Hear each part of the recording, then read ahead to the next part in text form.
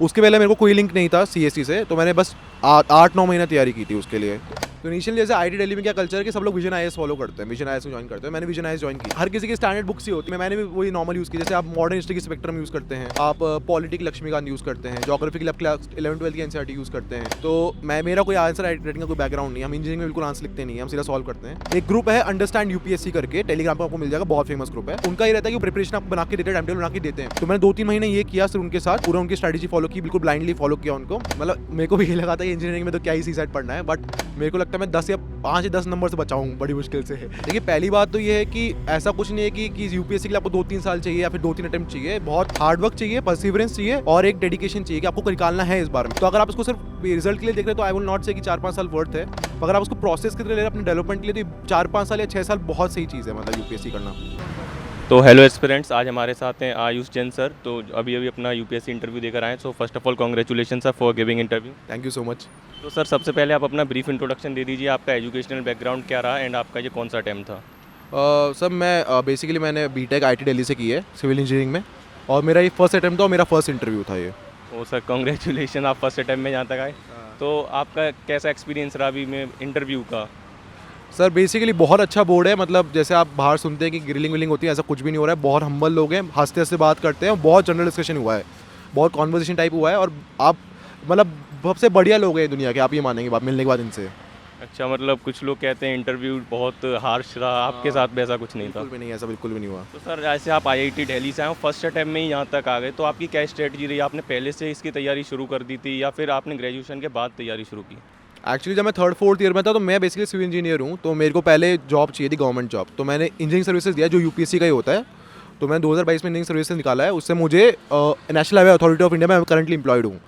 जब मैं national highway authority of India में था तब मुझे मतलब हम उसके आने वाले थे, तब मैंने उस समय मैंने हल्का सा हमारे ईएससी में जीएस वाला फेज़ होता है, तो मैंने वो पढ़ना स्टार्ट किया। तो मुझे लगा तो बहुत अच्छी चीज़ है। तो उसके बाद मैंने 2023 सितंबर में मैंने नहीं 2022 सितंबर मैंने स्टार्ट किया प्रॉपर प्रिपरेशन करना, जुलाई में स्टार्ट किया प्रॉपर करना। और 2023 का मैंने प्रीलिम्स दिया उसके बाद। उसके पहले मेरे को कोई लिंक नहीं था सीएससी से, तो मैंने बस 8-9 महीना तैयारी की थी उसके लिए। एंड सर आपका ऑप्शनल क्या रहा था? मेरा ऑप्शनल सिविल इंजीनियरिंग। तो सिविल इंजीनियरिंग का आपने कैसे कवर किया, क्योंकि मतलब इसका उतना रिसोर्सेज तो अवेलेबल है नहीं ना, कोचिंग वगैरह है, तो आप थोड़ा बताएं। हाँ, तो जैसे मैंने बोला मैंने इंजीनियरिंग सर्विस की थी, तो मेरा उसमें सिविल इंजीनियरिंग से मैंने की थी, तो मेरा उस समय बहुत प्यारा बेस बन चुका था ऑप्शनल का।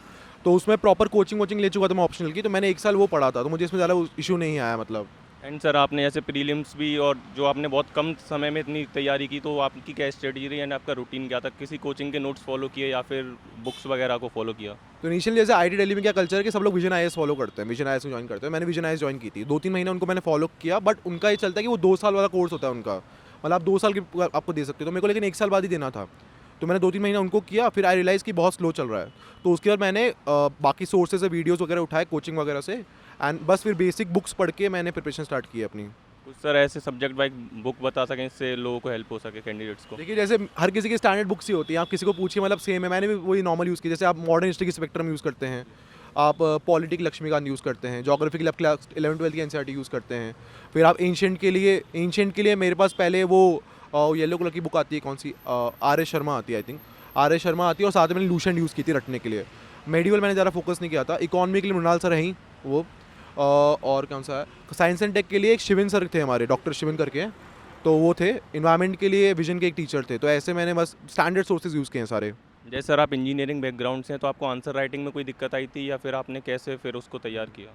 तो मेरा कोई आंसर राइटिंग का कोई बैकग्राउंड नहीं है, हम इंजीनियरिंग में बिल्कुल आंसर लिखते नहीं हैं, हम सीधा सॉल्व करते हैं। सो मेरा 4 महीने थे बीच में इसके और प्रीलिम्स और मेंस के बीच में। तो उसमें हमारा एक ग्रुप है अंडरस्टैंड यूपीएससी करके, टेलीग्राम पर आपको मिल जाएगा, बहुत फेमस ग्रुप है।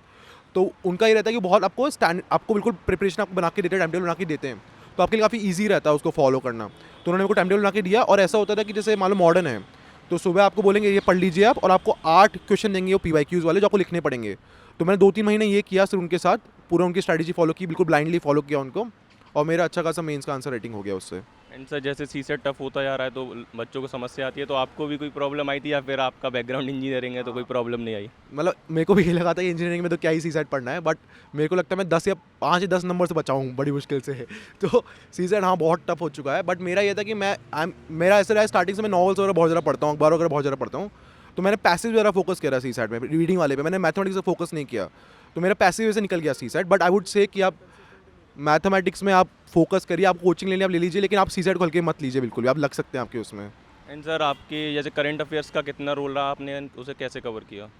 तो इनिशियली ऐसे विजन वाले में ज्वाइन किया, तो विजन वाले मंथली मैगजीन देते हैं आपको लेक्चर्स वगैरह, तो आई फॉलोड इट, बट वो काफ़ी बल्की हो जाता है। एंड करंट अफेयर्स काफ़ी I would say less scoring portion UPSC का, मतलब काफ़ी डायनेमिक है।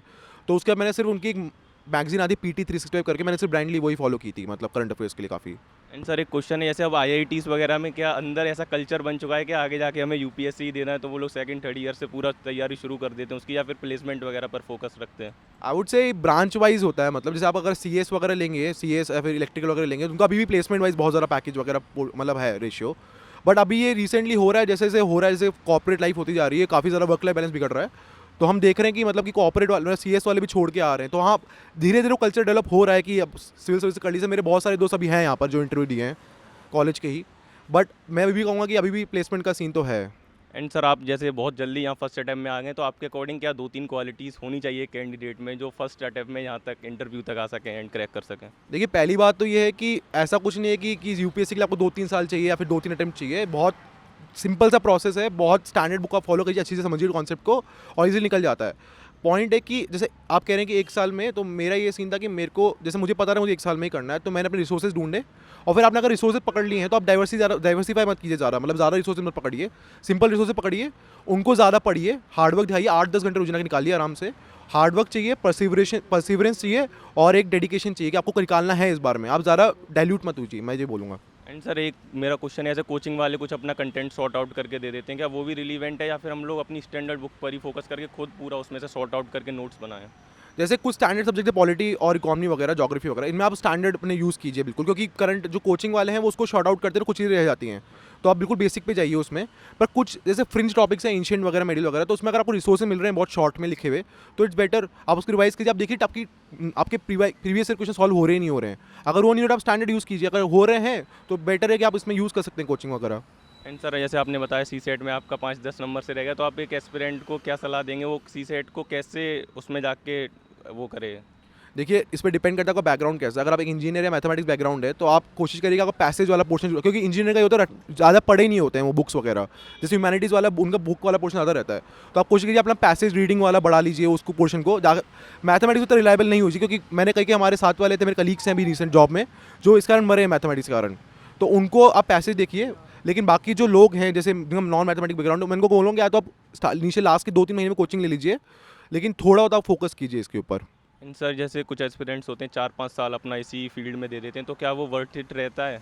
मैं इतना कहूँगा कि आप इसके रिजल्ट पे मत जाइए, बट 1 साल, जैसे मैंने को 1-1.5 साल दिया अपनी लाइफ का, आप 1-1.5 साल आप खुद महसूस करेंगे आपकी पर्सनैलिटी बहुत अलग हो चुकी है, आपको नेशनल इश्यूज, इंटरनेशनल बहुत अच्छी तरह समझ में आते हैं। तो अगर आप इसको सिर्फ रिजल्ट के लिए देख रहे हैं तो आई विल नॉट से कि 4-5 साल वर्थ है, पर अगर आप उसको प्रोसेस की तरह ले रहे हैं अपने डेवलपमेंट के लिए, तो 4-5 साल या 6 साल बहुत सही चीज़ है, मतलब यूपीएससी करना। एंड सर जैसे इंजीनियरिंग बैकग्राउंड वाले लोग हैं उन पर तो एक प्लान बी भी रहता है, प्लेसमेंट वगैरह कहीं ढूंढ लेंगे। अब जैसे जो आर्ट्स वाले स्टूडेंट हैं DU में सेकंड थर्ड ईयर में, आप उनको क्या एडवाइस देना चाहेंगे जो आगे जाके सिविल सर्विसेज करना चाहते हैं? वो थोड़ा एकेडमिक्स पर ध्यान दें या फिर यूपीएससी को टाइम दें? देखिए पहले मैं कहूँगा कि यूपीएससी को अपना अल्टीमेट गोल मत बनाइए स्टार्टिंग से कि हम फर्स्ट ईयर से लगे हुए हैं। पहले अपने ऑप्शन एक्सप्लोर कीजिए, आपका इंटरेस्ट कहाँ कहाँ पर है, क्योंकि बाद में वो यूपीएससी में हेल्प करता है आपका ऑप्शन डिसाइड करने में। तो आप 2-3 साल स्टार्टिंग लीजिए अपने कॉलेज के, आराम से एंजॉय कीजिए, ऑप्शन एक्सप्लोर कीजिए, आप देखिए आपका इंटरेस्ट है कि नहीं। उसके बाद मैं कहूँगा कि अगर आपको लगता है आपका इंटरेस्ट है, आप अच्छे हो ऑप्शन में, तो आप जरूर यूपीएससी जाइए, एक बहुत बेस्ट ऑप्शन है ये। एंड सर अब जैसे प्रीलिम्स आने वाला है 60-70 दिनों में, तो आप उन एस्पिरेंट्स को क्या सलाह देना चाहेंगे, कैसे इस टाइम को अच्छे से यूटिलाइज करें?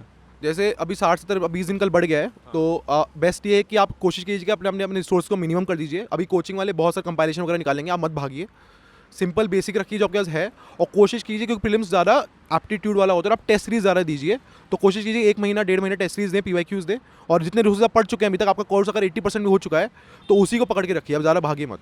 Okay sir, thank you for giving us your valuable time and we wish you all the best. Thank you so much.